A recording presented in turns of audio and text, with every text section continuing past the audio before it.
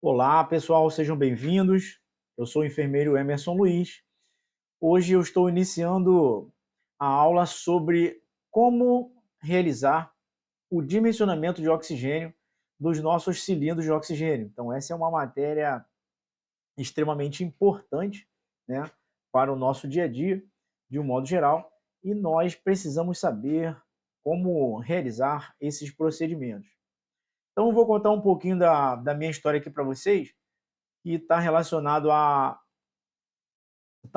algumas questões, né, de como eu cheguei até aqui, como essa aula aconteceu, o que que me motivou, né, o que que me levou a chegar nesse processo, ok? Então, como todos, né, nós vamos para o serviço e iniciamos o serviço e vamos aprendendo a fazer o checklist. E com relação ao equipamento de oxigênio, normalmente, como é que o processo acontece? Eu chego no plantão, o meu colega que está saindo do plantão, ele me passa o plantão dizendo que tem X, né, X libras ou X bar de oxigênio no cilindro e eu assumo o serviço com essa informação e no próximo plantão, quando eu for passar para o meu próximo colega, eu vou dizer para o meu próximo colega que tem X bar, X libras e o colega vai passar para o outro, vai passar para o outro, vai passar para o outro, vai passar para o outro. E, infelizmente, pessoal, essa é uma informação extremamente importante e essencial que nós não podemos nos dar ao luxo de passar da forma errada, né? Então, de onde surgiu isso e de onde eu cheguei nessa condição e por que que hoje eu estou aqui, né, iniciando esse bloco de aulas aqui falando a respeito disso. Porque um belo dia, quando eu cheguei para assumir o serviço, o meu colega me passou o serviço e disse para mim que tinha X libras no cilindro. E quando eu fui fazer o meu checklist, né, pela primeira vez, talvez, eu olhei o manômetro com um pouco mais de atenção e li as informações que estavam lá dentro. Quando me deparei com uma grande surpresa, que foi o quê? Que foi o olhar, né, e ler que lá no meu cilindro eu não tinha a informação de libras, eu tinha uma outra informação que estava marcando lá no meu manômetro. E o que, que acontece com isso, pessoal? Quando eu inicio as aulas, uma das primeiras perguntas que eu faço para o pessoal é: quando você faz o checklist, como é que você referencia a quantidade de oxigênio que você tem dentro do seu cilindro? E normalmente as pessoas referenciam o quê? Ah, tem X libras, se marca 130, 140, 110, 50, 60, enfim. E aí o próximo passo eu digo para o pessoal o seguinte: então agora vocês vão ali no cilindro ali, se for numa unidade intra-hospitalar ou numa ambulância, enfim, no setor, eu peço para que as pessoas cheguem lá próximo ao cilindro e deem uma olhada no manômetro e deem uma conferida no que está escrito efetivamente, né? E para surpresa de todos, quando as pessoas vão lá e olham, e enxergam e conseguem ler o que está escrito no manômetro, elas percebem que o que está escrito lá não tem nada a ver com o que ela está falando. Caramba! Como é que pode uma coisa dessa? A minha vida inteira eu falei que tinha uma coisa que efetivamente não tinha, né? E se a minha vida inteira eu estou falando que o que tem lá é uma coisa que realmente não tem, será que a qualidade da minha assistência está realmente sendo boa? Será que eu estou proporcionando uma condição de bem-estar para o meu paciente? Será que eu estou proporcionando para o meu paciente uma melhor condição de oferta de oxigênio? Então, essa é a pergunta, né? Esse é o motivo de nós estarmos aqui, esse é o motivo de eu estar aqui falando tudo isso para vocês. Então, muitos costumam costumam dizer assim, cara, tu é maluco, só você que sabe fazer isso, só você que faz essa conta, só você que fala a respeito disso, né? Alguns até brincam comigo e falam assim, ó, chegou o doutor oxigênio, né? Mas não é uma relação de doutor oxigênio. Eu já vi muitos colegas passarem sufoco aí, já comentaram comigo que já passaram sufoco ao longo do plantão, porque o oxigênio não deu, o oxigênio acabou, né? Principalmente para o pessoal que faz remoção, que faz transporte intra-hospitalar. Essa é uma informação extremamente importante, mas não só para quem faz transporte intra-hospitalar, para quem trabalha no pré-hospitalar, para quem trabalha no intra-hospitalar. Então, isso é importante para todos nós. E, infelizmente, essa não é uma informação que a gente tem durante o processo de formação no curso técnico, ou na graduação, ou na pós-graduação, ou no mestrado, ou no doutorado. Infelizmente, é uma informação que não se passa. E a gente acaba fazendo o quê? A gente acaba vivendo a relação de que o meu amigo passou para mim, eu vou passar para o meu amigo, e assim sucessivamente. Ok? Então, é importante que nós saibamos do que se trata, né, o que significa, ou como funciona, como é que eu faço para mensurar.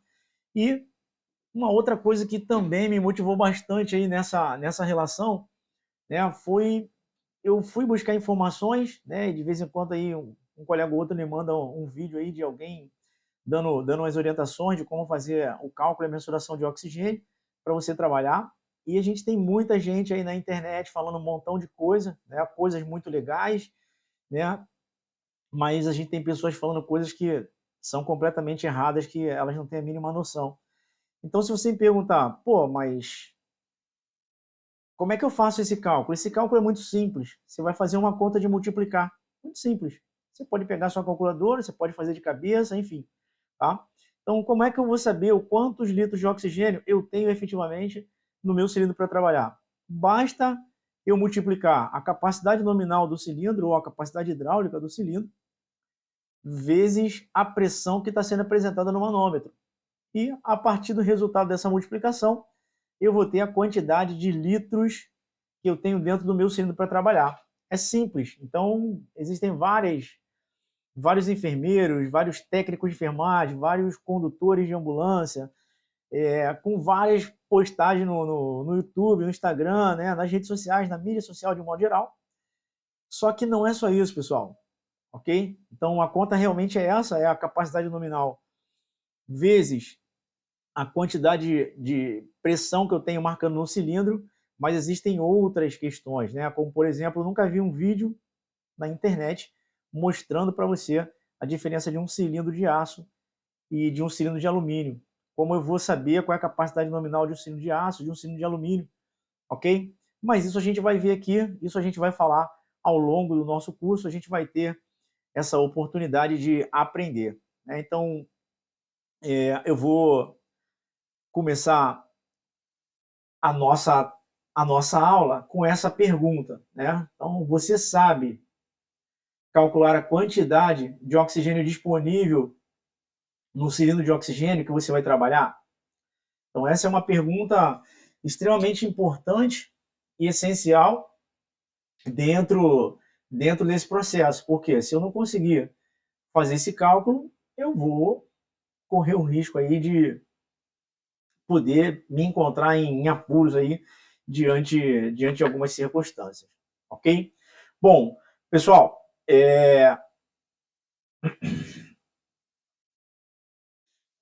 o, o, o cálculo do cilindro de oxigênio está relacionado à pressão, tá? Então, o oxigênio fica dentro do cilindro, esse oxigênio fica sob alta pressão, tá? Então, as características do cilindro, o cilindro de oxigênio medicinal é na coloração verde, né? E segue um padrão internacional, tá?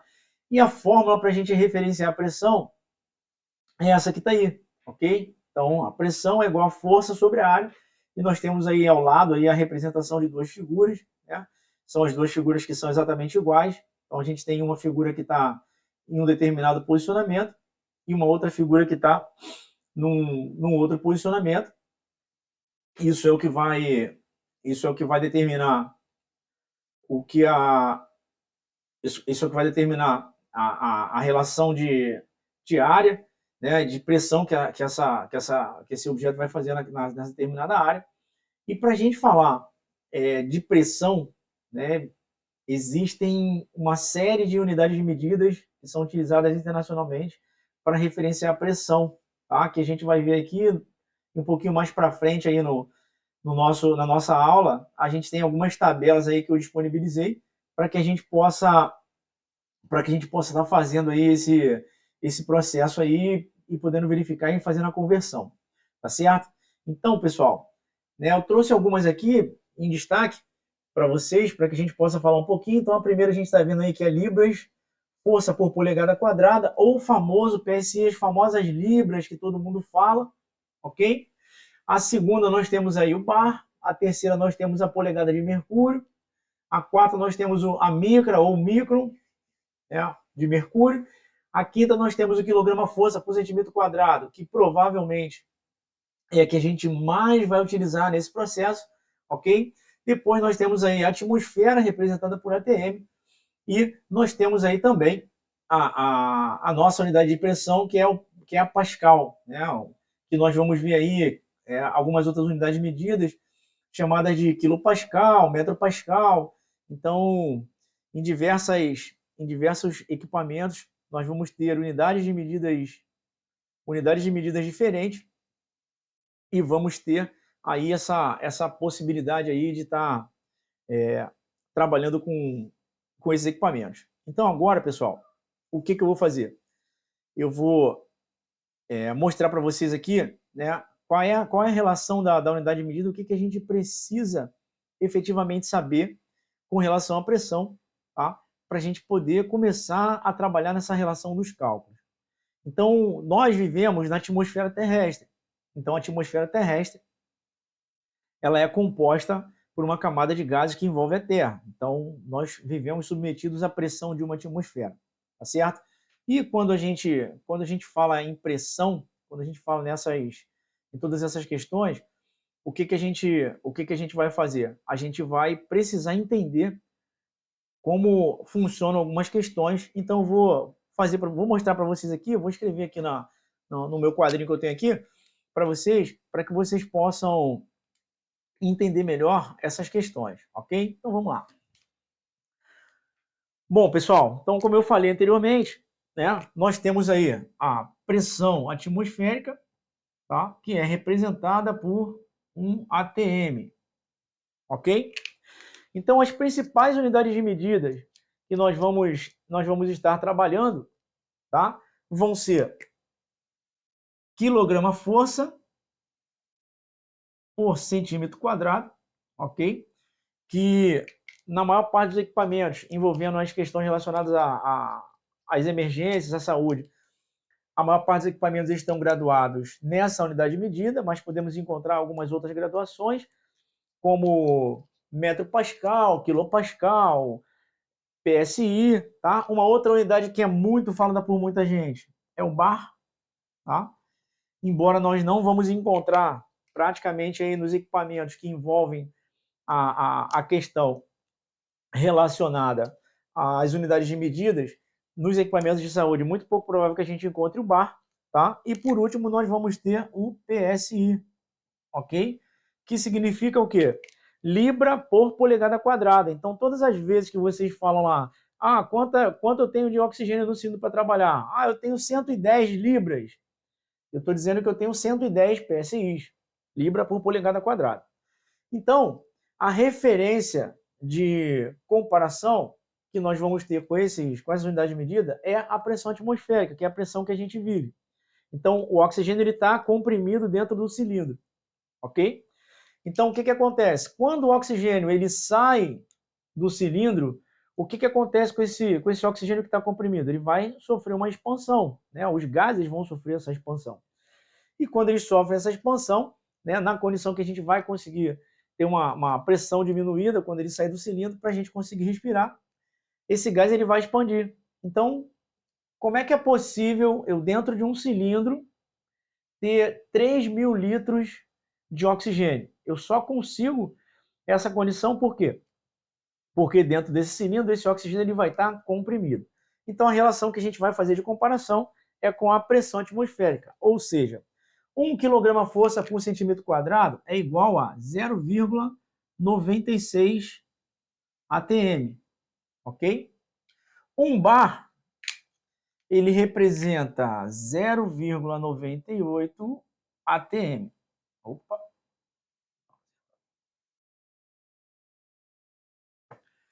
Tá certo? Mas quando a gente fala em PSI, tá? Qual é a relação? Um PSI é igual a 0,06 ATMs. Ou seja, pessoal, se a gente verificar os valores do quilograma-força e do bar, por exemplo, eles estão bem próximos à relação da atmosfera. Então, normalmente, né, subentende-se que, como essa diferença é bem pequena, a gente utiliza como referência que 1 quilograma-força ou 1 bar é igual a 1 ATM. Ou seja, uma atmosfera de pressão é igual a 1 quilograma-força, que é igual a 1 bar. Então tem essa variação pequena, tá? Que não vai fazer tanta diferença nos nossos cálculos. Mas quando a gente fala em libra por polegada quadrada, tá? Quando a gente fala em libras, quando a gente fala em PSI, e eu vou deixar aqui bem no destaque, bem aqui nesse destaque aqui, o que a gente vai observar? Tá? Eu tenho 0 na primeira casa aqui, como todas as outras, mas na segunda casa eu tenho 9 aqui e 9 aqui, ok? Quando eu tenho libra por polegada quadrada, eu ainda tenho outro 0 para depois chegar no número 6. Então é uma diferença muito grande, tá? Quando a gente verifica que a gente tem uma unidade de medida e quando a gente fala que a unidade de medida é outra. Então a gente daqui a pouquinho vai ver aqui, né, como é que a gente vai fazer esse cálculo, a gente vai ter a oportunidade de ver qual é a diferença que dá em relação à quantidade de litros de oxigênio, caso a gente utilize a relação incorreta. Ok, pessoal? Tá? Então, nesse momento, a gente vai usar essa relação aí de comparação, ok? Porque essa relação aí ela é extremamente importante para o nosso processo. E por hoje a gente vai ficar por aqui. Na nossa próxima aula, a gente vai dar continuidade ao nosso processo e vamos seguindo em frente aí com as nossas videoaulas. Ok, pessoal? Então, fiquem com Deus. Até o nosso próximo encontro. Espero ansioso pela presença de vocês para que a gente possa dar continuidade aí às nossas aulas. Fiquem com Deus.